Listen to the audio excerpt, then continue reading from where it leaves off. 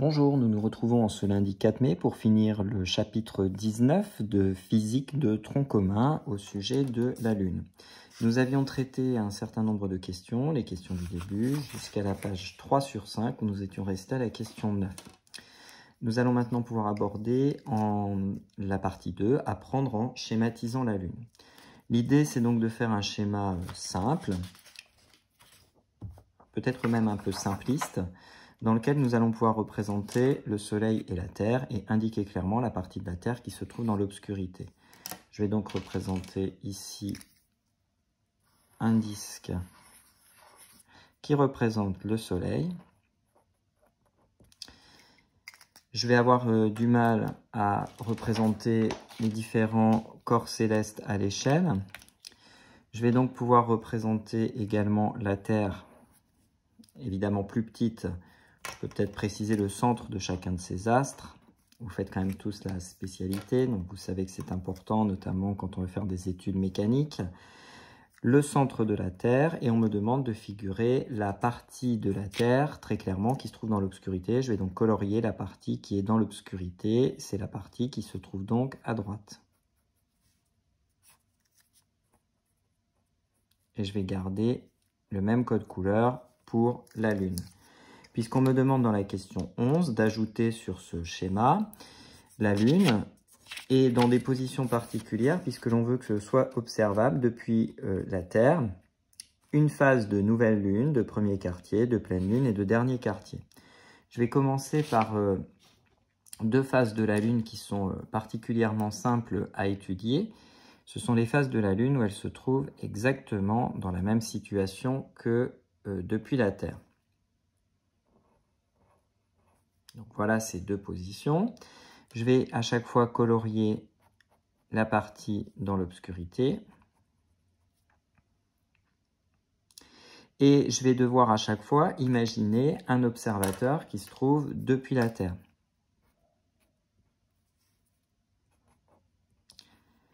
Je vais représenter en dessous ce que visualise l'observateur et ici au-dessus ce que visualise l'observateur.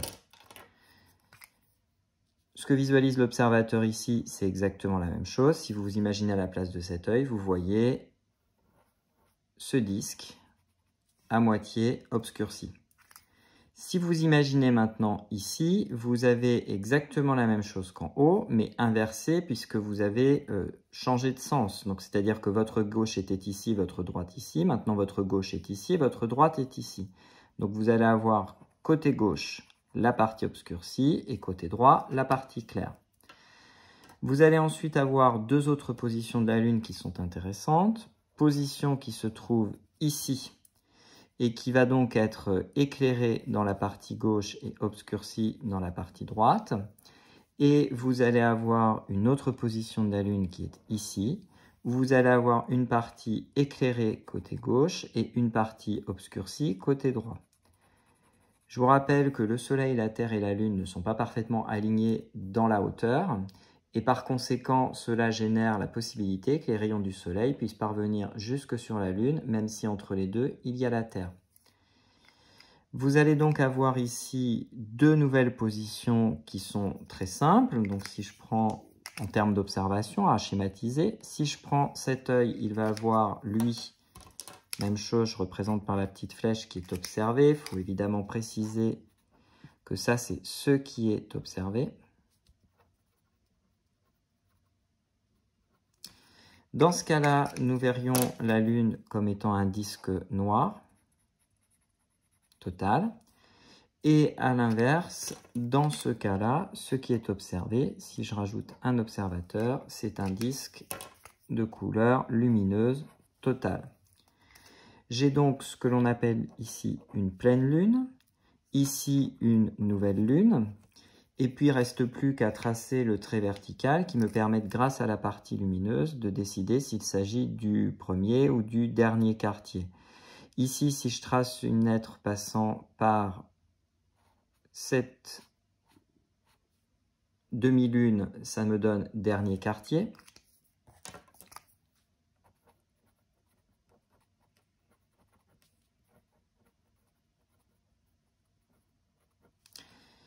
Ici, si je trace une lettre passant par ce demi-cercle, c'est le premier quartier.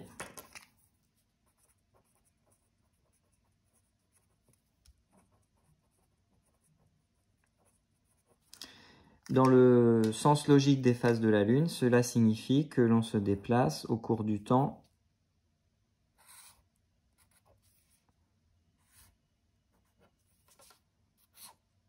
comme ceci. Voilà pour les différentes phases de la Lune représentées sur un schéma où les objets Terre, Soleil et Lune apparaissent. Vous aurez noté que en notant ici la lettre T, c'était pas très logique, mais plutôt la lettre S. Et bien sûr, pour chaque position de la Lune, vous pouvez ajouter un point central qui correspond à la lettre L.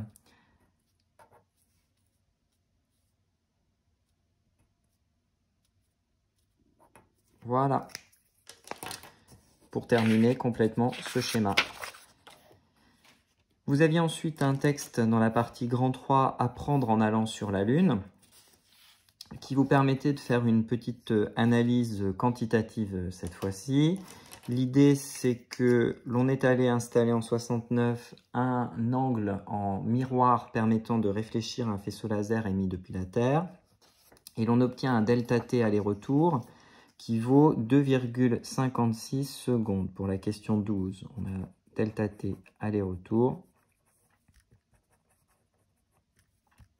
2,56 secondes. Vous n'êtes pas obligé de répertorier évidemment les données, mais par contre, vous pouvez citer que ce qui vous aide à répondre, c'est le document 3. On vous demande d'exprimer la distance entre la Terre et la Lune. Bien entendu, la situation, c'est que vous avez un faisceau laser qui part de la Terre et qui va aller jusqu'à la Lune. C'était un faisceau laser de couleur verte. Puis, ce faisceau laser va revenir de la Lune à la Terre. Vous avez donc un aller et un retour. Entre les deux astres, vous avez une distance que vous allez pouvoir noter sans vous casser la tête, distance Terre-Lune, des majuscules pour signifier que c'est une distance de grande valeur.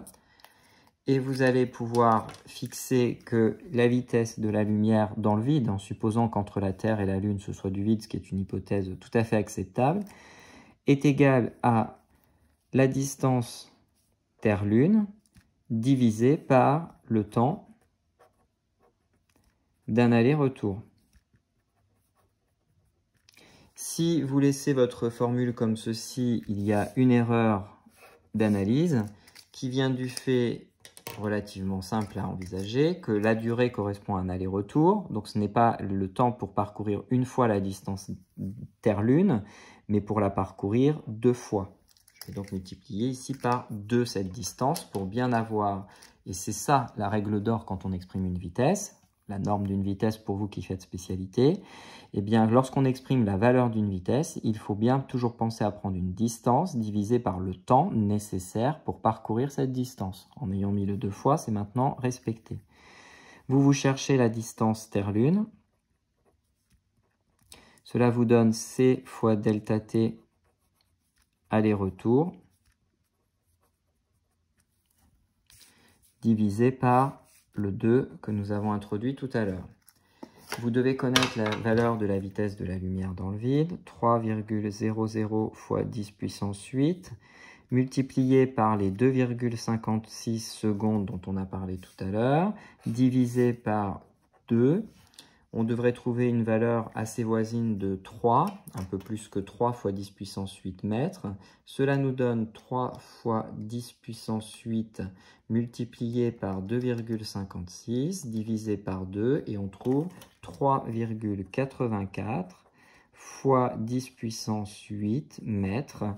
Les chiffres significatifs, je vous rappelle que ici ce sont des valeurs, ici c'est un nombre mathématique introduit pour justifier qu'on ait 2 fois la distance, c'est donc un nombre entier, ça ne limite en rien les chiffres significatifs. Voilà pour le résultat de la distance Terre-Lune. En déduire le périmètre de la trajectoire de la Lune autour de la Terre, puisque nous avons précisé que la trajectoire serait un cercle centré sur la Terre. Cette trajectoire est un cercle de rayon